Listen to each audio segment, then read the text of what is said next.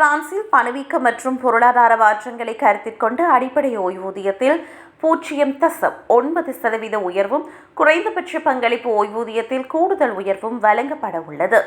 ஜனவரி முதல் அமுலுக்கு வரும் இந்த மாற்றம் பிப்ரவரி மாத தொடக்கத்தில் வழங்கப்படும் பரிவர்த்தனைக்கமைய வழங்கப்பட உள்ளது. இந்த உயர்வின் முக்கிய அங்கமான குறைந்தபட்ச பங்களிப்பு ஊதியம் தற்போது உயர்த்தப்பட்டுள்ளது. அதற்கமைய அடிப்படை தொகை 756.29 யூரோவாகவும் மேம்படுத்தப்பட்ட தொகை 903.93 யூரோவாகவும் நிர்ணயிக்கப்பட்டுள்ளது.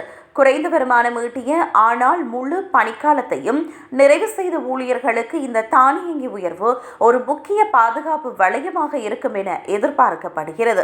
எனினும் இந்த முழு பலனை பெற சில நிபந்தனைகள் உள்ளன. மேம்படுத்தப்பட்ட தொகையை பெற ஒரு நபர் பணிபுரிந்து பங்களிப்பு செய்திருக்க வேண்டும். இதில் வேலையின்மை அல்லது நோய்வாய்ப்பட்ட காலங்களில் கணக்கில் கொள்ளப்படாது. மேலும் ஒருவரது மொத்த ஓய்வூதியம் 1410.89 யூரோக்களுக்கு அதிகரிக்காமல் இருக்க வேண்டும் என்பது குறிப்பிடத்தக்கது. தனியார் துறை ஊழியர்களை பொறுத்தவரை அவர்களின் அஜெட் அட்கோ எனப்படும் கூடுதல் ஓய்வூதியம் கடந்த ஆண்டு நவம்பர் மாதம் முதல் ஓராண்டுக்கு நிறுத்தி வைக்கப்பட்டது. இதனால் கூடுதல் ஓய்வூதியத்தை அதிகம் நம்பியிருப்பவர்களுக்கு இந்த 2026ஆம் ஆண்டு உயர்வு பெரிய அளவில் மாற்றத்தை ஏற்படுத்தாது. மொத்த ஓய்வூதியம் 1400 யூரோக்களுக்கு கீழ் இருப்பவர்களுக்கே இந்த அரசு அறிவிப்பால் நேரடி பலன் கிடைக்கும் என்பது குறிப்பிடத்தக்கது.